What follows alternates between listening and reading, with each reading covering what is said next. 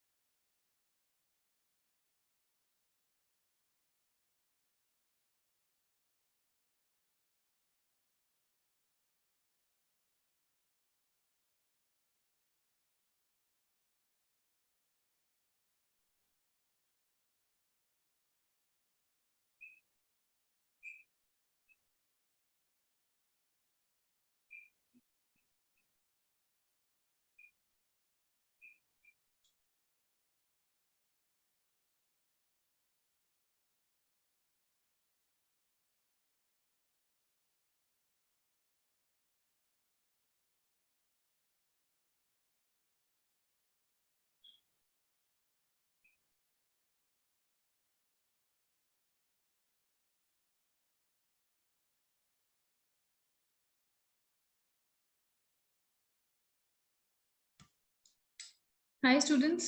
So can you hear me and can you see my screen also? Just confirm me once if you can see my screen.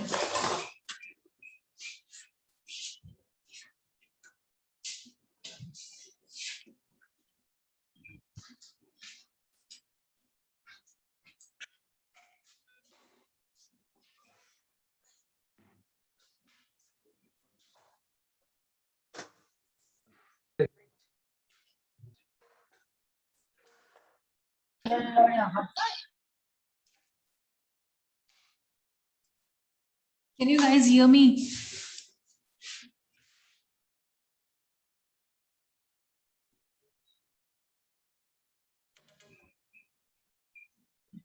Yes, ma'am. Okay, great. So we have contacted earlier also. Just want to introduce myself. You might have spoken with me through TNP department, Training and Placements department. So I will be taking your financial management subject in this semester. और हम लोग कोशिश करेंगे time to time classes लेके syllabus को time से cover करने का। और किसी के पास भी कोई भी क्वेरी है अगर, तो आप मुझे कभी भी पूछ सकते हैं। May be when the point is getting discussed तब भी, या क्लास ओवर होने वाली है उसके बाद अगर आपको डिस्कस करना है लेक्चर के बाद तो भी हम डिस्कस कर सकते हैं। ओवर द कॉल भी डिस्कस कर सकते हैं, ड्यूरिंग द क्लास भी डिस्कस कर सकते हैं। बट मुझे आप लोगों का पार्टिसिपेशन चाहिए। I would not want you guys to be dumb in the class. मैं कुछ पूछ रही हूँ तो मुझे आप लोगों से रिस्पॉन्स चाहिए होगा। कुछ क्वेरी रहेगी तो उसका आंसर आपको मिल जाएगा। आप कभी भी मुझसे क्वेश्चन पूछ सकते हैं, ठीक है। तो आपका जो कोड है 701, 7 सेमेस्टर में financial management, which is somehow related to management, and it is not your core subject of your computer science. So overview आपको देने के लिए कि फाइनेंशियल जो चीजें हैं वो कैसे मैनेज होती हैं एक ऑर्गेनाइजेशन में, ये सब्जेक्ट रखा गया है। So just to give you the idea that how exactly it functions, the complete department, how it functions in the organisation. तो हम इस पर्सपेक्टिव से कि एफएम जो है या फाइनेंस में जो डिपार्टमेंट है या अकाउंट्स डिपार्टमेंट जिसको जनरली लोग समझते हैं, वो डिपार्टमेंट ऑपरेट कैसे करता है, क्या क्या फंक्शनिंग होती है, क्या इसकी इंपॉर्टेंस होती है। क्योंकि you will be diploid in the department of may be development या टेस्टिंग में या कुछ भी जो आपका कोर एरिया होगा, आप उसमें जाकर जॉब करेंगे।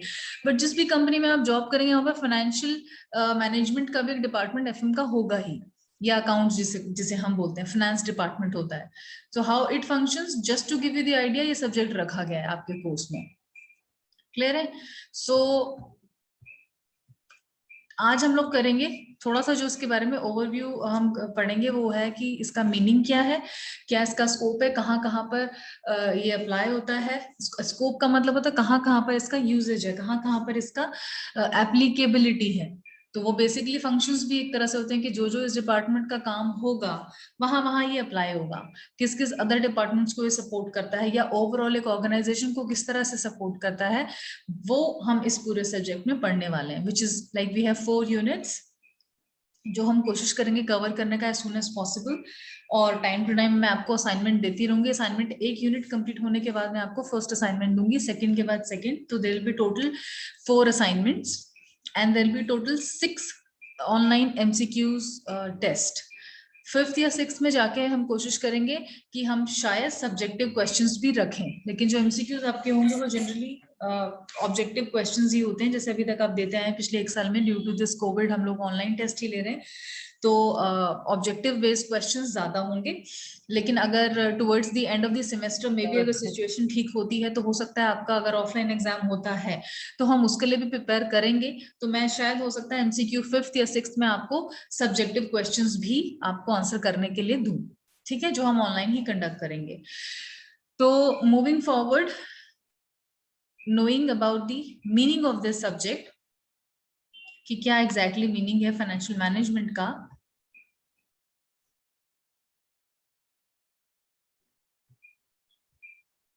हम वो पढ़ने वाले हैं, ठीक है। सो meaning of the financial management का मीनिंग क्या है? मैनेजमेंट का मीनिंग बेसिकली होता है, अगर मैं सिर्फ इस जो आपका सब्जेक्ट है, you can also define it in two words और we can read it in two words, we can study it in two words, कि एक वर्ड है फाइनेंशियल, दूसरा वर्ड है management. So financial is related to finance. Now what is management? Basically management हम सबको पता है कि प्लानिंग किसी चीज का करना, organising, directing, staffing and controlling. अगर सिर्फ मैं मैनेजमेंट की बात करूं तो मैनेजमेंट में 5 चीजें आ जाती हैं: planning, organising, staffing would be the third thing, directing and controlling. ये 5 चीजें अगर कोई कहीं पर भी होती हैं, that means management is getting done. हम सबसे पहले प्लान करते हैं, प्लान को फिर ऑर्गेनाइज करते हैं, कौन उस पे काम करेगा, स्टाफिंग प्रॉपर किस तरह से होगी, कौन कौन लोग काम करेंगे, टीम कौन सी होगी, किसका क्या रोल होगा, और उस टीम में कोई एक पर्सन होगा जो डायरेक्ट भी करेगा, जो टॉप पे होगा या मैनेजमेंट में होगा, मैनेजर होगा जो बेसिकली जो एक तरह से मैनेज करेगा सबको, और कंट्रोलिंग भी समहाउ कहीं ना कहीं रहती है जो कि टॉप मैनेजमेंट के पास रहती है।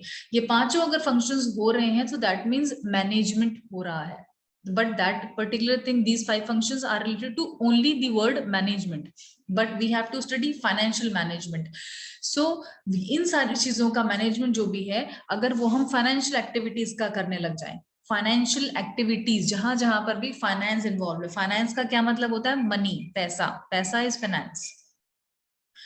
तो किसी भी ऑर्गेनाइजेशन को या किसी भी कॉर्पोरेट को कहीं पर भी, चाहे आप अपना स्टार्टअप करेंगे, चाहे आप किसी और ऑर्गेनाइजेशन में जाते हैं, पैसा हर जगह चाहिए ही है। किसी भी ऑर्गेनाइजेशन को रन करने के लिए हमें फाइनेंस की सबसे पहले जरूरत पड़ती है। किसी एक भी आदमी को अगर आप हायर करेंगे एज एन ओनर अपने अंडर, तो वो 1 महीने के बाद उसका सैलरी ड्यू हो जाएगा, आपको उसको पैसा देना ही पड़ेगा। उससे पहले आपको उसके ऊपर और पैसा लगाना पड़ेगा कि कहाँ आप उसको बिठाओगे, ऑफिस कहाँ होगा, उसको आप काम करने के लिए कंप्यूटर दोगे, उसके पास और छोटी मोटी स्टेशनरी, ये सारी चीजों में क्या चीज यूज होती है? सबसे ज्यादा फाइनेंस यूज होता है।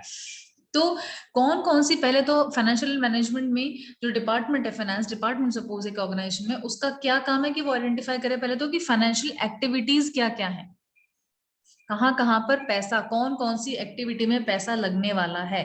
छोटी से छोटी चीज, एक पेन भी अगर खरीदना होगा ऑर्गेनाइजेशन में फॉर द स्टाफिंग पर्पस, या डायरी या कुछ भी हम करते हैं, हर चीज में कॉस्ट इन्वॉल्व होता है, पैसा इन्वॉल्व होता है। हमें एक्टिविटी पे बहुत ज्यादा पैसा खर्च करना है, किस एक्टिविटी पे हमें कम खर्च करना है, किस टाइम पर हमको किस एक्टिविटी पे बहुत ज्यादा खर्च करना है या बिल्कुल नहीं करना है, ये सारा कुछ को प्लान करना, उसके बारे में ऑर्गेनाइज करना, डायरेक्ट करना और कंट्रोल करना। यानी कि फाइनेंशियल एक्टिविटीज जो भी कुछ एक कंपनी में हो रही हैं, उन एक्टिविटीज की प्लानिंग करना, ऑर्गेनाइजिंग करना, डायरेक्टिंग करना और कंट्रोलिंग करना, उन सारी एक्टिविटीज की are related to financial management.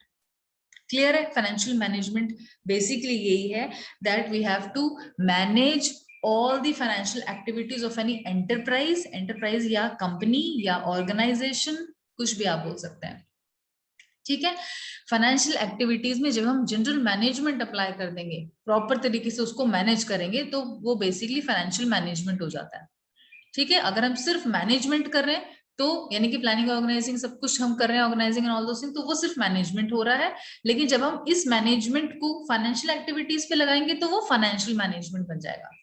So financial management is such a managerial process which is concerned with the planning and control of the financial resources. सबसे ज्यादा इंपॉर्टेंट है कि हम पहले तो प्लान करें और प्लानिंग के हिसाब से ही बाद में काम करें। बहुत बार ऐसा होता है कि हम प्लान कर लेते हैं हमने प्लान कर लिया कि हम इस तरह से करेंगे, हम डे 1 में ये काम करेंगे, डे 2 में हम ये काम करेंगे, ये एक्टिविटीज होंगी, ये आदमी ये काम करेगा, इसमें इतना कॉस्ट जाएगा, इसकी सैलरी पर इतना कॉस्ट जाएगा।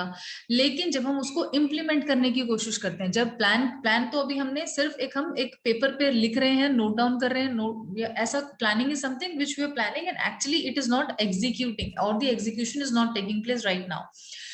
उस प्लान के हिसाब से हमें काम अब फ्यूचर में करना होता है, और वो काम करते हुए कोई एक कंट्रोलिंग अथॉरिटी भी होता है जो उसको कंट्रोल भी करेगा, जो उसको सुपरवाइज भी करेगा, जो देखेगा कि जैसा कि काम हमने प्लानिंग में सोचा था कि हम ऐसा करेंगे वैसा हो रहा है कि नहीं हो रहा है। जनरली वैसा एग्जैक्टली 100% नहीं होता है। कोई मुझे बता सकता है क्यों नहीं हो सकता है? कोई भी आप में से बता सकता है कि जो हम प्लान करते हैं वो एग्जैक्टली हम एग्जीक्यूट क्यों नहीं कर पाते? आज हमने प्लानिंग कर ली, कल हमने उसको एग्जीक्यूट करना है, या प्लान हम 1 साल का भी कर सकते हैं, प्लान हम 1 महीने का भी काम का कर सकते हैं, बट वो एग्जैक्टली 100% क्यों नहीं होता है? Because future is uncertain. Management issues. Future is uncertain, future का हमें नहीं पता, कल हमारे साथ क्या होगा हमें नहीं पता। आज हमें पता है ठीक है, हमने प्लानिंग कर ली, कल मॉर्निंग में हम 9:30 आएंगे, ऑफिस आएंगे, या हम ये काम करेंगे, या सपोज आप भी अपना इस तरह से प्लानिंग करते हैं कि सपोज मेरा एग्जाम है, तो मैं अगर मेरा एग्जाम मॉर्निंग में 9:30 है तो मैं कॉलेज 9 o'clock पहुंचूं, या मैं सेंटर पे इतने बजे पहुंचूं, या मैं उससे पहले रेडी हो जाऊं। ये काम हम एक प्लानिंग कर लेते हैं ना कि इतने बजे मुझे ये काम करना है, इतने बजे मुझे ये काम करना है, बट क्या एग्जैक्टली वैसा हो पाता जैसा हम सोच लेते हैं, प्लान कर लेते हैं अपने माइंड में, चाहे हम प्लान कर लें कि हमने कल पूरा दिन में ये काम करना है, क्या एग्जैक्टली वैसा हो पाता है? नहीं हो पाता। कभी हम लेट पहुंचते हैं, एग्जैक्टली ऑन टाइम नहीं होते हैं, 10 मिनट लेट हो गए या 10 मिनट पहले हो गए, because of jam, because of so many things which are not in our control. And future is uncertain, we do not know, कल को कुछ और ही हो गया। सपोज किसी का कुछ मिस हैपनिंग, उसने प्लान किया था कल मैं ये काम करूंगा या ये काम करूंगी, but because of some mishappening उसका पूरा प्लान ही चेंज हो गया, रूटीन ही चेंज हो गया। So same things, those all same things will also apply in the business also. जब हम बात करेंगे काम की, कि हमने प्लान तो कुछ कर लिया फ्यूचर का, सपोज हमने प्लान कर लिया कि 1 महीने का हमने प्लान बना लिया, हम इस तरह से काम करेंगे, लेकिन फ्यूचर में पता ही नहीं, किसी पर्सन को जो हमने ड्यूटी असाइन की थी कुछ, सपोज वो पर्सन ये अवेलेबल नहीं है, वो जॉब छोड़ के जा रहा है, या उसका इंटरेस्ट नहीं है, या वो खुद बीमार हो गया, या कुछ भी ऐसा हो गया, तो आपको फिर उस प्लान में चेंज करना पड़ेगा। तो एग्जीक्यूशन या कंट्रोल 100% सेम नहीं रहता एज पर दी प्लानिंग जो हम करते हैं, क्योंकि फ्यूचर अनसर्टेन रहता है, और बहुत सारे फैक्टर्स होते हैं जो हमारे कंट्रोल में नहीं होते हैं, which are not in our hands. हम उनको चाहे भी तो कंट्रोल नहीं कर सकते, तो वो जैसे होंगे, जब जो होगा उसके हिसाब से फिर हमें ऑन स्पॉट चेंजेस करने पड़ते हैं, इम्प्लीमेंटेशन के टाइम पे या एग्जीक्यूशन ऑफ द प्लानिंग के टाइम पे। उसको बोलते हैं कंट्रोल करना, कंट्रोलिंग अथॉरिटी के। अब ऐसा हो गया, अब क्या करें, तो प्लान में था ही नहीं। क्लियर है? So basically financial management is such a managerial process, एक मैनेजरियल प्रोसेस है, मैनेजमेंट का प्रोसेस है, मैनेज करने का प्रोसेस है, जिसमें कि प्लानिंग और कंट्रोलिंग होती है फाइनेंशियल रिसोर्सेज की। हमारे पास क्या क्या फाइनेंशियल रिसोर्सेज है, पैसा हमारे पास कहाँ कहाँ से आ सकता है, ये हम आगे पढ़ेंगे। कहाँ कहाँ कौन कौन से रिसोर्सेज से हमें बिजनेस में पैसा लगाने मिल सकता है, कौन हमें ट्रस्ट करके पैसा देगा। आप किसी से पैसा मांगे कि मुझे बिजनेस स्टार्ट करना है, कोई आपको पैसा देगा? ऐसे आप कहीं से पैसा उठा सकते हैं मार्केट से? इस तरह से आपको लगता है? डू यू थिंक कि भैया ठीक है, मुझे 1 करोड़ रुपया चाहिए, अभी कल से मैं कोई स्टार्टअप स्टार्ट करने वाली हूँ, तो क्या मुझे मार्केट से 1 करोड़ रुपया एकदम से मिल जाएगा, इमीडिएटली एक दिन के अंदर मिल जाएगा, या इसका एक प्रोसेस इन्वॉल्व है, या मुझे कौन देगा, कहाँ से मुझे मिलेगा? So basically it is not just एक तो है सबसे इंपॉर्टेंट पॉइंट है कि कलेक्शन होगा कहाँ से, पैसा आएगा कहाँ से, और पैसा अगर एक बार आ गया तो पैसा आने का भी कॉस्ट होता है। मतलब पैसे को कलेक्ट करना, पैसे को अपने पास तक लेके आना भी एक, उसमें भी कॉस्ट इन्वॉल्व होता है। It is also process. हम कहाँ जाएंगे पैसा लेने के लिए अगर हमारे पास नहीं है? तो हम ऑब्वियसली कहीं बैंक इंस्टीट्यूशंस में जाएंगे, फाइनेंशियल इंस्टीट्यूशंस में, या बैंक्स के थ्रू जाएंगे, वहां से पैसा मार्केट से उठाएंगे। या आजकल आपने देखा होगा शेयर मार्केट में बहुत सारे आईपीओज आ रहे हैं, initial public offers, companies offer कर रही हैं, लोग अपना पैसा उसमें लगा रहे हैं प्रॉफिट के लिए। तो कुछ ना कुछ, कोई भी अगर आपको पैसा दे रहा है, आपसे एक्सपेक्ट करेगा उसका रिटर्न। रिटर्न का मतलब होता है वो उस पैसे को कलेक्ट करने की कॉस्ट है। यानी कि अगर आपको किसी ने 1 लाख रुपया दिया और बोला कि ठीक है आप ये ले लो, मैं आपको 1% पर मंथ के हिसाब से इंटरेस्ट पे पैसा दे रहा हूँ, तो अब आपके पास वो पैसा तो आ गया, अगर आपने उसका प्रॉपर यूटिलाइजेशन नहीं करा पैसे का, यानी कि उस पैसे से आपको इतना पैसा कमाना है कि जितना उसकी कॉस्ट है वो भी रिकवर हो और आपको भी कुछ प्रॉफिट हो, वरना तो कोई फायदा नहीं। आपने किसी से पैसा ले लिया, आपको 1% उस पर और हर मंथ देने का खर्च आपके ऊपर आ जाएगा, और पैसा जो आपको रिटर्न करना है वो तो वहीं का वहीं है, वो भी रिटर्न करना है। और अपने लिए आपने कुछ अगर नहीं कमाया तो आप तो रिटर्न भी नहीं कर पाएंगे वो चीज। क्लियर है? So financial management is just not the collection of the funds. Financial manager जो होता है उसका काम सिर्फ ये नहीं है कि भैया पैसा लाकर मैंने दे दिया, ये लो पकड़ो। It's not that. वो ये भी देखेगा क्या पैसे का प्रॉपर यूटिलाइजेशन हो रहा है। दूसरे डिपार्टमेंट्स वाले, अगर फाइनेंशियल डिपार्टमेंट एक ऐसा सेंट्रलाइज डिपार्टमेंट है जिसके लिए, जिसके पास सब डिपार्टमेंट के लोग आएंगे पैसे के लिए। एडमिनिस्ट्रेशन डिपार्टमेंट है, उसको पैसा चाहिए अपनी कुछ एक्टिविटीज करने के लिए। सपोज स्टेशनरी ही आनी है, कंप्यूटर्स आने हैं, लैपटॉप आना है, कोई जॉइनिंग्स न्यू हो रही है तो ऐसा डिपार्टमेंट बोलेगा ठीक है ये मेरी न्यू जॉइनिंग हो रही है, मुझे इसके लिए रिफ्रेशमेंट्स के लिए इतना पैसा चाहिए या ये सारी चीजें चाहिए। एडमिनिस्ट्रेशन के हर डिपार्टमेंट का अपना कुछ ना कुछ एक कॉस्ट है ही इन्वॉल्व, जो कि मतलब पैसा जिसमें चाहिए ही होगा। तो फाइनेंशियल मैनेजमेंट डिपार्टमेंट का ये भी रोल है कि तो वो पैसा जब जिसको जितना चाहिए उसके हिसाब से वो मैनेज कर पाए, उस टाइम पे उतना पैसा हो हमारे पास। ऐसा नहीं कि आप बोल दे कि नहीं हमारे पास उतना पैसा है नहीं, हम दे ही नहीं सकते, ये तो हो ही नहीं सकता। प्रॉपर वो मैनेज करे, उतना फंड अवेलेबल करवाए। दूसरा कि उस फंड का मिसयूज तो कोई डिपार्टमेंट नहीं कर रहा है, ये भी चेक करना फाइनेंशियल मैनेजमेंट का में ही आता है। ठीक है, कि वो देखे कि प्रॉपर यूटिलाइजेशन हो रहा है, सारे फंक्शंस फाइनेंशियल मैनेजमेंट के फुलफिल हो रहे हैं नहीं हो रहे, बाकी डिपार्टमेंट्स में कहीं कोई मिसयूज तो नहीं कर रहा है। एचआर डिपार्टमेंट में सपोज किसी पर्सन ने किसी और डिपार्टमेंट में कोई हायरिंग ऐसी कर ली जिसमें कि अंडर परफॉर्मेंस है किसी पर्सन की, एचआर वो देखे, कंट्रोल करे। अगर एक हाई सैलरीड पर्सन को हमने रखा, उसकी परफॉर्मेंस उतनी आ रही है, यानी कि वो पैसा वेस्ट हो रहा है कंपनी का। सपोज एडमिनिस्ट्रेशन डिपार्टमेंट बहुत ज्यादा पैसा आपसे मांग रहा है, बोल रहा है कि एक लैपटॉप मुझे एक न्यू जॉनर के लिए खरीदना है, या 100 हमारे लोग ज्वाइन कर रहे हैं, 100 के लिए 100 हमें लैपटॉप लेने, तो क्या वो प्रॉपर नेगोशिएशन करके उसको एक अच्छी सस्ते कॉस्ट पर ले पा रहा है, नहीं ले पा रहा है। या फाइनेंशियल मैनेजमेंट देखिए और ऑप्शंस, या सपोज हम कुछ भी बाय कर रहे हैं, अगर एक कॉर्पोरेट में हैं हम, तो हम कोटेशंस लें, 2 3 4 लोगों से रेट्स लें जो हमें सबसे बेस्ट क्वालिटी के साथ मोस्ट रिजनेबल प्राइस पे कोई चीज ले रहा है, हम वहां से खरीदें। ऐसा नहीं कि कोई एफर्ट नहीं कर रहा है कोई भी डिपार्टमेंट वाला, बस इमीडिएटली पैसे मांगे जा रहा है फाइनेंशियल मैनेजर से कि इतना पैसा हमें इस चीज के लिए चाहिए, इतना पैसा हमें इस चीज के लिए चाहिए, अप्रूवल हो गया है आप पैसा दे दो।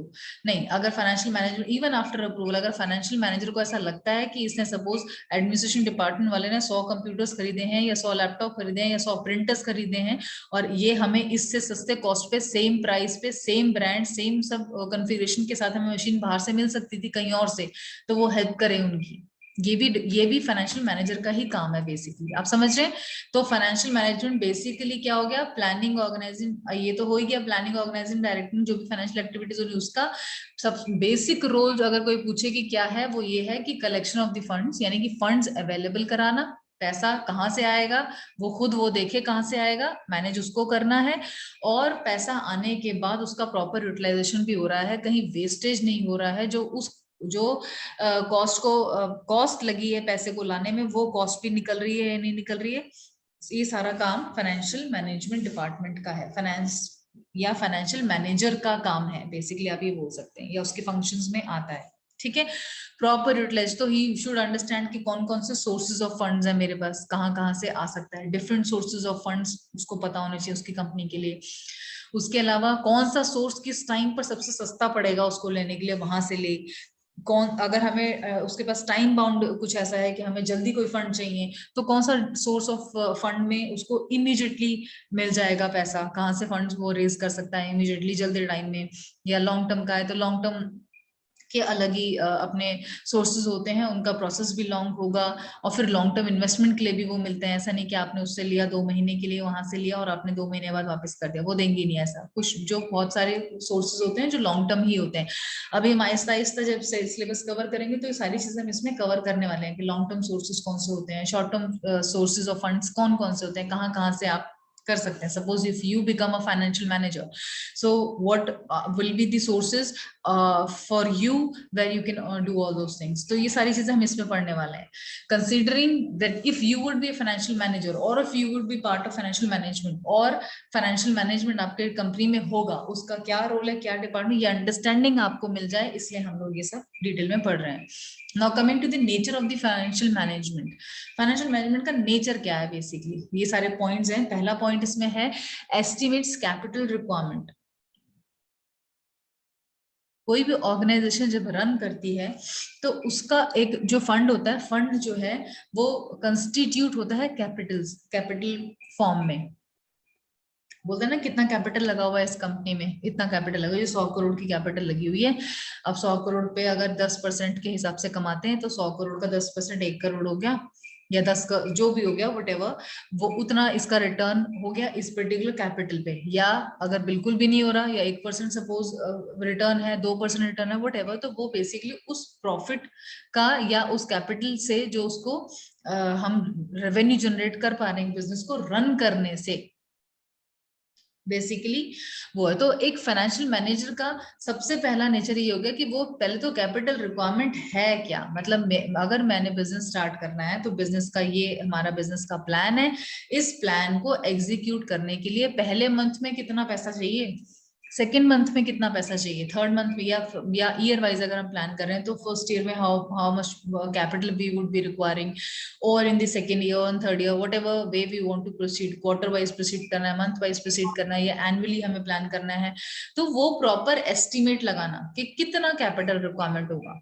सपोज करिए कैपिटल की रिक्वायरमेंट थी आपको 100 करोड़ की, और आपने पहले ही दिन 200 करोड़ रुपया लाकर दिया, तो दैट इज ऑल्सो रॉन्ग। क्यों? क्योंकि जो एडिशनल 100 करोड़ रुपीज सपोज हमने कैपिटल जनरेट कर लिया, मार्केट से पैसा उठा लिया, उसकी अभी हमें इन्वेस्टमेंट की जरूरत ही नहीं थी, अभी हमें उसकी उतना इन्वेस्टमेंट हमें करना ही नहीं था, और हमने मार्केट से पैसा उठा लिया, तो क्या ये सही है? ये भी सही नहीं है। क्यों? क्योंकि वो एडिशनल पे हमको इंटरेस्ट तो देना ही पड़ेगा, कॉस्ट तो हमें बेयर करनी पड़ेगी, तो अल्टीमेटली वो क्या हुआ, हमारा लॉस हो गया। अगर हमारे पास उस एडिशनल 100 करोड़ जो हमने रेज कर लिया उसकी हमें भी जरूरत ही नहीं थी और हमने रेज कर लिया, तो एडिशनल हमारा जो है कॉस्ट उसको बेयर करने का वो हमारा बेसिकली लॉस में चला जाएगा। तो पहला पॉइंट एस्टिमेट कैपिटल रिक्वायरमेंट बहुत इंपॉर्टेंट है, कि हम अगर इसको एस्टिमेट लगा पा रहे हैं कि कितना चाहिए, वो राइट एस्टिमेशन हो पा रहा है तो बहुत बड़ी बात है और बहुत अच्छा है। अदरवाइज अगर हम नहीं कर पा रहे, एस्टिमेट हमने नहीं लगाया, बिना एस्टिमेशन के ही हमने ही रेज कर लिया है कुछ भी कैपिटल मार्केट से, तो ऑब्वियसली वो फ्री में नहीं आने वाला, उसकी कॉस्ट है जो कि हमारा वो लॉस में चला जाएगा। कैपिटल स्ट्रक्चर नेक्स्ट है कि उसका फंक्शन की कैपिटल स्ट्रक्चर बनाए। कैपिटल Excuse me, स्ट्रक्चर से ma'am. क्या होता है, देखिए किसी भी कंपनी की Excuse me, ma'am. कैपिटल होती है ना, जो पैसा लगा हुआ होता है, Hello, या ma'am. तो शेयर्स से आता है, शेयर बेचती है कंपनी अपना। Excuse me, ma'am. हाँ जी बेटा। Hello, ma'am. What is capital in terms of finance? Capital returns. Yeah, ma'am. What do you mean by the word capital? Like in Capital finance? is basically the fund which is used to operate an organization. किसी भी organisation में या किसी भी company में capital उसकी क्या है का मतलब है कि जो मार्केट से पैसा उठाया हुआ है हमने, वो हम किन किन फॉर्म्स में उठा सकते हैं। कंपनी के पास आप देखिए क्या सोर्सेज हैं, सपोज हम प्रैक्टिकली चलते हैं, तो कैपिटल बेसिकली वो पैसा जो मार्केट से किसी भी ऑर्गेनाइजेशन ने थ्रू फाइनेंशियल मैनेजर या फाइनेंस डिपार्टमेंट पैसा रेज किया है, और उस पैसे को बेसिकली अब हम कहीं ना कहीं अपने प्रोजेक्ट्स में लगाने वाले हैं या बिजनेस एक्टिविटीज में लगाने वाले हैं। तो कैपिटल जो है वो कहां से रेज होती है, या तो वो शेयर्स, कंपनी अपने शेयर्स बेचती है और शेयर से वो पैसा उठाती है, या फिर डिबेंचर्स से भी ले सकती है, या फिर बैंक्स से भी लोन ले सकती है। तो इसको हम कहते हैं स्ट्रक्चर, कि किसी कंपनी का स्ट्रक्चर क्या है, कैपिटल स्ट्रक्चर क्या है कोई पूछे, तो कैपिटल स्ट्रक्चर का मतलब है कि जो पैसा उसमें लगा हुआ है, जिस पैसे से ऑपरेशन सारा कुछ होगा। अभी अगर सपोज करो हम स्टार्ट कर रहे हैं कुछ भी, तो हमारे पास पैसा तो ऑब्वियसली कंपनी ने तो जनरेट करके हमें पैसा दिया ही नहीं ना। अगर कोई एक ऑर्गेनाइजेशन नहीं है सपोज, तो उसके पास तो पैसा है ही नहीं अब लगाने के लिए, या तो हम लोन लेंगे या फिर जो ओनर है वो अपना पैसा जो उसकी सेविंग्स है उसमें से लगाएगा। दो ही चीजें, दोनों में से कहीं से भी हम पैसा अगर उठा रहे हैं तो हम पैसा लगा रहे हैं का मतलब पैसा कमाने के लिए लगा रहे हैं। Whatever we are working, whatever we are like working through any organisation, या कोई भी आदमी अपना बिजनेस स्टार्ट करने का सोचता है, अल्टीमेट मोटो किसी का क्या होता है, अल्टीमेट गोल क्या होता है, प्रॉफिट अर्निंग होता है। पैसा कमाने के लिए हर कोई बिजनेस कर रहा है, पैसा कमाने के लिए हम नौकरी भी करते हैं राइट। तो अभी हम यहाँ पे फाइनेंशियल मैनेजमेंट जो पढ़ रहे हैं, तो वो हम इस तरह से समझ रहे हैं कि एक पर्टिकुलर ऑर्गेनाइजेशन, चाहे वो आप उसको एज अ बिजनेसमैन देख लीजिए या एज एन एम्प्लॉय भी अगर आप देखेंगे, तो बेसिकली किसी भी ऑर्गेनाइजेशन में पैसा बिजनेस एक्टिविटीज को करने के लिए कहाँ से लगा हुआ है, कहाँ किसने दिया हुआ है, कौन देगा वो पैसा, वो उसका कैपिटल स्ट्रक्चर होता है। ठीक है, सो कैपिटल बेसिकली वो पैसा है जिससे हमारा सारा बिजनेस चल रहा है, जिससे हमारा सारा बिजनेस एक्टिविटीज, फाइनेंशियल सारी एक्टिविटीज मीट हो रही है किसी भी बिजनेस की। तो कितना वो पैसा हमें चाहिए, वो फाइनेंशियल मैनेजर का पहला काम है, एस्टिमेट लगाना कि कितना पैसा कब में चाहिए। फिर उसके बाद कितना हमें समझ में आ गया, ठीक है, सपोज हमें उसको लगा कि फर्स्ट ईयर में हमको अप टू 100 करोड़ रुपीस चाहिए हो सकते हैं, या अगर कोई बहुत छोटे स्केल पे काम हो रहा है तो सपोज 1 करोड़ रुपया चाहिए, या सपोज 10 लाख रुपया ही चाहिए। एक छोटी सी कंपनी स्टार्टअप है जिसमें शायद 2 लोग हो, उनको स्टार्ट करने के लिए 10 लाख रुपया चाहिए, अगर हम अपने लेवल की बात करें सपोज, तो वो 10 लाख रुपया आप कहाँ से आएगा?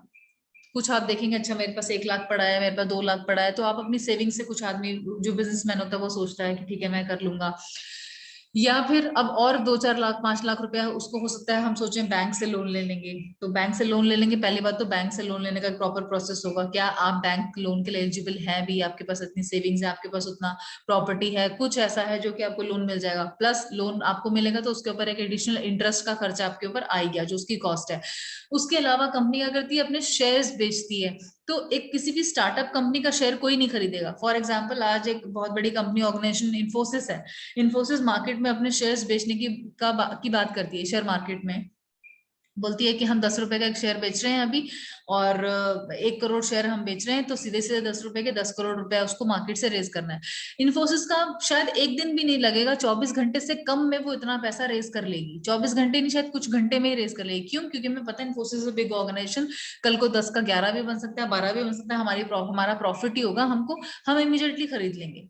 बट ये प्रॉब्लम फाइनेंशियल जो रेज करने की, पैसा रेज करने की प्रॉब्लम आती है, ये स्टार्टअप से छोटी कंपनीज या ऐसे कंपनीज जो बिल्कुल इनिशियल स्टेज पे हैं, जो कि फेमस ही नहीं है, जिनको लोग जानते ही नहीं है, तो उसमें पैसा कोई इन्वेस्ट करने की कोशिश नहीं करेगा। हम भी सोचते हैं पता नहीं लॉसेस में तो नहीं चली जाएगी, कैसा काम करेगी कंपनी, करेगी नहीं करेगी, प्रॉफिट होगा नहीं होगा, पता चले काम ही ना कर पाए, बंद हो जाए, हमारा पैसा डूब जाए, तो कोई इस तरह से पैसा नहीं लगाता। तो हमें वो भी ये देखना है कि हमारा कैपिटल स्ट्रक्चर होगा क्या, हम शेयर से ले पाएंगे? न्यू ऑर्गेनाइजेशन तो शेयर से बिल्कुल ही नहीं ले पाएगी, उसको शायद डेट पर ही जाना पड़ेगा, DEBT डिबेंचर्स पे जाना पड़ेगा, या बैंक लोन से जाना पड़ेगा, या अपनी सेविंग से ही पैसा लगाना पड़ेगा, पिछला जो हम कहीं से कमा चुके हैं। क्लियर है? तो हमें FM का एक काम और क्या हुआ, डिसाइड करना कैपिटल स्ट्रक्चर क्या होगा। सपोज 100 करोड़ रुपया हमने पहले पॉइंट से एस्टिमेट लगा लिया चाहिए, अब 100 करोड़ में से 50 करोड़ हम सोच रहे हैं इक्विटी से लेंगे, 50 करोड़ हम सोच रहे हैं प्रेफरेंस शेयर से लेंगे, तो हमारा पूरा 100 करोड़ होगा। या हम out of that may be 30 सोच रहे हैं प्रेफरेंस शेयर से लेंगे, मे बी 20 सोच रहे हैं डिबेंचर्स से लेंगे, तो वो हो गया कैपिटल स्ट्रक्चर बना दिया हमने कि टोटल पैसा हमारा मैम व्हाट कैपिटल में। इज, हाँ जी बेटा। मैम बट अभी आपने डिफेंचर वर्ड बोला ना डिबेंचर, हाँ जी, मैम, मेरे को प्रोनाउंस करना दोबारा। Debenture, DEBENTURE, debenture. बेटा ये सारी चीजें ना, डिबेंचर क्या होता है, इक्विटी क्या होता है, ये सब हमारे सिलेबस में है, हम 1 बाय 1 इन डिटेल ये चीजें पढ़ेंगे। अभी हम बेसिकली आप सिर्फ ये समझ लीजिए कि डिबेंचर क्या है, एक कैपिटल स्ट्रक्चर का पार्ट है। डिबेंचर की और डिटेलिंग क्या है, कहाँ से रेज होगा, कैसे होगा, वो हम सब कुछ जब वो टॉपिक आएगा तब उसमें हम कवर करेंगे। हाँ, लेकिन आप स्पेलिंग लिख सकते हो if you are noting it down, it is DEBEN, debenture, it is debenture, DEBENTURE, debenture. ठीक है, शेयर्स और डिबेंचर्स को हम डेट कैपिटल भी कहते हैं बेसिकली, शॉर्ट फॉर्म में DEBT। ठीक है, और FM का या फाइनेंशियल मैनेजर का एक ये भी काम है कि उसको ये प्रॉपर बैलेंस करना है कि इक्विटी और डिबेंचर, जो कैपिटल, मेन जो कैपिटल है हमारी, जो पैसा हम रेज कर रहे हैं, वो या तो इक्विटी से होता है या डिबेंचर से होता है। तो इक्विटी और डेट में एक प्रॉपर बैलेंस बनाना भी उसको आना चाहिए। ठीक है, क्योंकि आप लोगों का बेस थोड़ा सा ये वाला नहीं है, फाइनेंस से रिलेटेड नहीं, तो आप लोगों को थोड़ी थोड़ी प्रॉब्लम्स आएंगी। तो जैसे शोभा मेरे से क्वेश्चंस पूछ रही है, बाकी सब भी मुझसे क्वेश्चंस पूछ सकते हैं टाइम टू टाइम। क्योंकि ये सारी चीजें अगर कंपाइल होके प्रॉब्लम्स आपके पास बहुत सारी आ जाएंगी और आपको कुछ भी समझ नहीं आएगा, तो फिर प्रॉब्लम हो जाएगी आप लोगों के लिए। कुछ भी अगर इनिशियल आपको समझ में नहीं आ रहा, कोई वर्ड समझ में नहीं आ रहा, उसको आप अभी क्लियरली समझ लेंगे तो बहुत अच्छा होगा। क्योंकि जब वो वर्ड अभी नहीं समझा आपने, तो आगे वो चीजें आती जाएंगी। आप मुझसे क्वेश्चन नहीं पूछ रहे हैं का मतलब आपको वो चीज क्लियर हो गई। मैं ये अज्यूम करूंगी आपको वो चीज समझ आ गई। आगे भी मैं वो वर्ड जब यूज करने वाली हूँ आगे टॉपिक्स में, तो आपको ये लगेगा कि ये बेसिकली हाँ भाई हो चुका है। मेरे हिसाब से आपको ये समझ आ चुका है, तो आपको ये सब चीजें जो मैं बोल रही हूँ वो समझ आ रहा होगा। कोई भी ऐसी terminology, I am very much understanding this कि this does not come from your stream, या आपका जो कोर स्ट्रीम है उससे नहीं आता। तो इसमें बहुत सारी टर्मिनोलॉजी सब्जेक्ट में ऐसी होंगी जो आपने कभी सुनी भी नहीं होंगी शायद पहले। इसलिए मैं आपको बिल्कुल प्रॉपर जीरो से समझाने की कोशिश कर रही हूँ कि ये बिल्कुल प्रैक्टिकल एग्जांपल्स लेके कि सपोज अगर आप ही अपनी कंपनी स्टार्ट करने का सोचोगे तो आप कैसे, क्या क्या आपको करना पड़ेगा, कैसे करोगे, बिल्कुल प्रैक्टिकल लाइव होकर मैं आपको समझा रही हूँ। इस सब्जेक्ट में आगे भी ऐसे ही पढ़ाऊंगी। This is my style to make you guys understand जो कुछ एक्चुअल में हो रहा है इससे रिलेटेड हमारी लाइफ में, मैं आपको वही एग्जाम्पल दूं। मैं बुकिश लैंग्वेज नहीं यूज कर रही हूँ। ये सारा कुछ बिल्कुल जिसे बोलते हैं ना बहुत ही लेमैन लैंग्वेज में मैं ये यूज कर रही हूँ चीजें।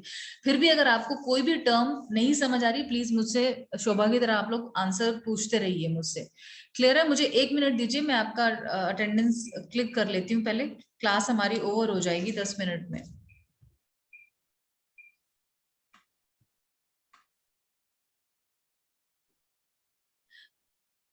टोटल कितने स्टूडेंट्स हैं आपकी क्लास में, पता है किसी को? Who is the CR of the class? Class representative कौन है? Ma'am Ankit Sharma. Ma'am Ankit Sharma, roll number 16। Ankit है। Ankit is not there today in the class I guess. Ankit, are you Yes, there? Can ma'am. you? Okay.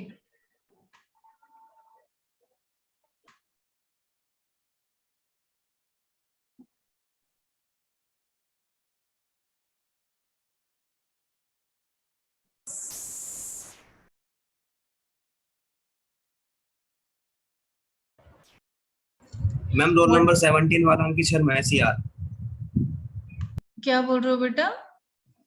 Ma'am roll number 17 जो है ना, ये present है, ये है सीआर अंकित शर्मा। अच्छा अच्छा यार अच्छा, उसका रोल अंकित नंबर इज तो देयर। हाँ 16 है अंकित है। यार। अंकित कैन यू हियर अस? अंकित आप सुन ही नहीं रहे हो बेटा?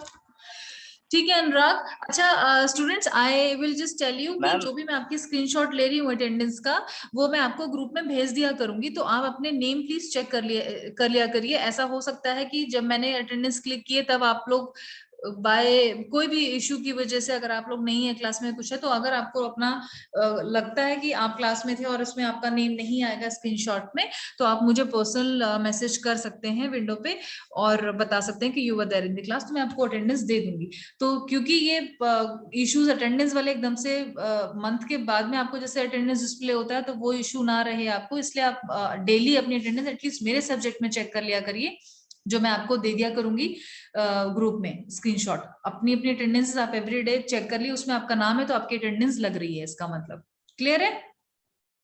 इसके अलावा आप यस लोगों मैम। का कोई भी और सजेशन हो रिगार्डिंग कि हमें क्लास को इस तरह से नहीं इस तरह से लेना चाहिए, तो I will try to fulfil that also.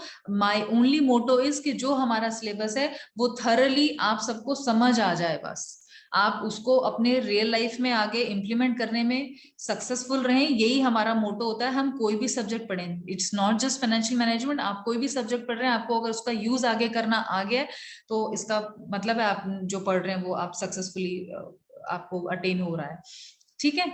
तो आज का थोड़ा सा हमने ब्रीफिंग भी करा था, थोड़ा सब्जेक्ट का भी, अदरवाइज भी मैंने आपको इंट्रोडक्शन वगैरह भी दिया, तो बहुत ज्यादा क्लास में हम सिलेबस कवर नहीं कर पाए आज का, बट मैं थोड़ा सा इसको क्विकली मूव करने की कोशिश करूंगी आगे जाके। मे बी एक आध हफ्ते की बाद जब आपको थोड़ा सा सब्जेक्ट का ये समझ में आ जाएगा क्रक्स की क्या एग्जैक्टली ये सब्जेक्ट है। अभी बहुत सारी टर्मिनोलॉजीज हैं जो आप in first week of the class में सब्जेक्ट में आपको लगेगा कि नया सुन रहे हो आप, लेकिन जब आप इन सबसे फेमिलियर हो जाओगे उसके बाद आपको टॉपिक्स इजीली समझ आने लग जाएंगे। ठीक है? थोड़ा सा आपको इस पे एडिशनल अपना काम करना होगा। ऑल्दो ये सब्जेक्ट हमारा प्रैक्टिकल सब्जेक्ट नहीं है, थेरेटिकल ही है, इसमें बहुत कम होगा ऐसा कि आपको कोई न्यूमेरिकल या कुछ ऐसा सॉल्व करने आए, ऐसा नहीं है। वो फाइनेंशियल अकाउंट सब्जेक्ट होता है जो शायद आपके सिलेबस में नहीं है, आपको नहीं पढ़ना रहेगा, तो ये थेरी सब्जेक्ट ही है। इट्स जस्ट दैट कि आपको ओवरव्यू देना है कि फाइनेंशियल मैनेजमेंट क्या है और फाइनेंस कैसे मैनेज होता है, क्या क्या हमारे पास। इनफैक्ट मैं आपके साथ, अभी हमारे पास 5 मिनट हैं, तो मैं आपको सिलेबस एक बार सिलेबस का ओवरव्यू दे देती हूँ, तो आपको समझ आ जाएगा कि एग्जैक्टली हमें क्या पढ़ना है पूरे सिलेबस मैम एक को। क्वेश्चन था। हाँ जी बेटा। मैम मैं पूछ रहा था कि क्या कोई चांस है कि ऑफलाइन क्लासेस या फिर ऑफलाइन प्रैक्टिकल्स कॉलेज बेटा में हम खुद लगेंगे या चाह नहीं रहे हैं लगेंगे? कि ऑफलाइन क्लासेस आप सबकी हो जाएं। जैसे ही कुछ भी गवर्नमेंट का नोटिस आएगा ना बेटा, तो हम खुद ही कोशिश कर रहे हैं कि ये कर पाए हम, और इजीली इंटरेक्शन बच्चों से भी हो पाएगा, हमारा भी, हमारे लिए भी इजी है और आप लोगों के लिए भी इजी है। तो यस मैं ओके मैम। आप, है ना, तो कोशिश कर रहे हैं जैसे ही कुछ भी हो पाएगा, हम ऑब्वियसली कोशिश कर रहे हैं कि हम इसको ऑफलाइन लेकर जाएं, हम खुद चाहते हैं ये जाना। बट अभी बिकॉज ऑफ दिस कोविड, और अगर कुछ भी मतलब आप समझिए कॉलेज सिर्फ इसीलिए इसको इग्नोर कर रहा है क्योंकि यूनिवर्सिटी की तरफ से कोई गाइडलाइन ऐसी नहीं है, गवर्नमेंट की तरफ से कोई ऐसी गाइडलाइन है, और कल को कुछ अगर इश्यू हो जाता है तो सभी के लिए प्रॉब्लम है बिकॉज ऑफ दिस कोविड। सबको अभी आपको ये दिख रहा है, ये वाली स्क्रीन दिख रही है मेरी सिलेबस वाली? इसमें देखिए 4 मॉड्यूल्स आपको दिख रहे हैं, मैं आपको यस मैम सिलेबस दिख रही है। दिख रहा है ना सभी को? ठीक है, ये 4 यूनिट्स हैं हमारे पास। मैं आपको बस एक थोड़ा सा ओवरव्यू यूनिट वाइज दे रही हूँ, तो आपको लगेगा कि यूनिट जो हमारा सिलेबस है हर यूनिट वाइज क्या क्या हमें पढ़ना है, और आपको लगेगा बहुत ज्यादा डिफिकल्ट ये है भी नहीं। देखिए मॉड्यूल 1 में है फाइनेंशियल मैनेजमेंट का स्कोप, फंक्शंस, फाइनेंस, पैसा कहाँ कहाँ फंक्शन करता है, पैसे, फाइनेंशियल मैनेजमेंट का क्या फंक्शन है, स्कोप है, जो हम आज पढ़ रहे थे। ये वाली स्लाइड हमारी पूरी हो जाएगी, तो हमारा basically scope, finance, organisation, objectives, ये सारा कुछ कवर हो जाएगा। उसके बाद इसमें टॉपिक है time value of money, sources of long term finance. मैंने बताया था बहुत सारे सोर्सेज हैं, शॉर्ट टर्म अलग होते हैं, लॉन्ग टर्म अलग होते हैं। तो हमारे पास लॉन्ग टर्म सोर्सेज जो हैं, जो last topic of first unit आपको दिख रहा है, वो डिटेल में हमें पढ़ना होगा, वो आपके पास आ सकते हैं क्वेश्चन। अदरवाइज भी अगर हमारा होता है ऑफलाइन पेपर या सब्जेक्टिव क्वेश्चंस आते हैं, तो आपको ये बड़ा एक क्वेश्चन आपका बन सकता है, sources of long term finance क्या है एंड ऑल दैट। पहली यूनिट में आपको सिर्फ ओवरव्यू देना है, टाइम वैल्यू ऑफ मनी क्या होता है, और हमारे पास कौन कौन से ऐसे सोर्सेज जहां से हम लंबे टाइम के लिए, अगर हमको पैसा चाहिए अपने बिजनेस में ऑपरेशन करने के लिए, ऑपरेट करने के लिए, तो हमें कहाँ कहाँ से मिल सकता है। यानी कि ऐसा 1-2 साल के लिए नहीं, अगर हमें सपोज 10 साल के लिए पैसा चाहिए, तो हम कहाँ से ले सकते हैं, वो सोर्सेज हम पढ़ेंगे। और 10 साल तक हमें पैसा वापस करने की जरूरत नहीं जहां से हमने लिया है, हम सिर्फ इंटरेस्ट देते रहेंगे और वो चलता रहेगा काम। तो मॉड्यूल 1 में हमने ये पढ़ना है। सेकेंड यूनिट जो है मॉड्यूल 2 हमारी, उसमें है इन्वेस्टमेंट डिसीजन इंपॉर्टेंस। अब इन्वेस्टमेंट हम कहाँ करें, हमने पैसा तो ले लिया, फाइनेंस से हमने पैसा उठा लिया और हमें पता चल गया लॉन्ग टर्म सोर्सेज क्या क्या है, कहाँ कहाँ से हमने पैसा उठा लिया, सोर्सेज क्या क्या है। उसके बाद हमें इन्वेस्टमेंट कहाँ करना है, इन्वेस्टमेंट डिसीजन की क्या इंपॉर्टेंस है, क्या क्या प्रॉब्लम्स आती हैं उसमें, ठीक है। कैश फ्लोज क्या होता है, कैपिटल बजटिंग हम कैसे करते हैं, हमें कैपिटल बजटिंग का मतलब हमें क्या क्या प्रॉपर कैपिटल स्ट्रक्चर रखना है, उसको प्रॉपर बजट करना, किस तरह से हम उसको आगे एक्सेल कर सकते हैं। रिस्क क्या होता है, रिस्क किसमें ज्यादा है किसमें कम है, रिस्क को हम एनालाइज कैसे कर सकते हैं, रिस्क को हम कैलकुलेट कैसे कर सकते हैं, क्या हम कर सकते हैं नहीं कर सकते हैं। There are so many methods to it. हम वो सब मेथड्स के थ्रू रिस्क को, फॉर्मूले हम पढ़ेंगे, उसमें बहुत ज्यादा कुछ नहीं रहेगा, मतलब न्यूमेरिकल्स नहीं रहेंगे, बट मैं आपको फॉर्मूले वगैरह दूंगी, आप इमेजिनरी कोई भी फिगर डाल के उस फॉर्मूले में मैथमेटिकली कैलकुलेशन करके दिखा सकते हैं, तो आपका वो स्कोरिंग अच्छा रहेगा अगर आपका सब्जेक्टिव क्वेश्चन होता है तो। लेकिन अभी हम दोनों चीजें ज्यूम करके चलेंगे, एमसीक्यूज भी हो सकते हैं। थर्ड यूनिट में हमारा कैपिटल स्ट्रक्चर डिसीजंस है। सेकंड में हमने इन्वेस्टमेंट डिसीजंस पढ़ेंगे हम। थर्ड में हमने कैपिटल स्ट्रक्चर डिसीजंस पढ़ने हैं। कैपिटल स्ट्रक्चर डिसीजन, ये सारे जो भी एनओआई, एनआई, ये सब आपको दिख रहे हैं, ये सारी थ्योरीज हैं जो एक्सपर्ट्स ने दी हुई हैं, अपनी अपनी थ्योरीज दी हुई हैं, एक एक फॉर्मूले के साथ। जैसे वॉल्टर हो गया, गॉर्डन हो गया, मॉडल्स हैं ये। डिविडेंड क्या होता है, डिविडेंड के मॉडल्स क्या क्या हैं, क्या क्या चीजों से डिविडेंड होता है डिटरमाइन। और फोर्थ यूनिट में होता है वर्किंग कैपिटल, जो कि शॉर्ट टर्म काम के लिए 1 साल 2 साल के लिए हमें कुछ पैसा अगर चाहिए तो वो होती है वर्किंग कैपिटल। वो 4th यूनिट में है जो हम पढ़ेंगे। ठीक है, तो यही ओवरव्यू मैं आपको देना चाह रही थी कि you should understand what exactly is your syllabus. अब हम टॉपिक वाइज डिटेल में आगे पढ़ने वाले हैं। ठीक है, क्लास हमारी अभी ओवर होने वाली है, कुछ भी क्वेश्चंस और रहेंगे तो हम लोग कल करेंगे इसका आंसर। ठीक है, okay, thank you then, good luck, bye bye.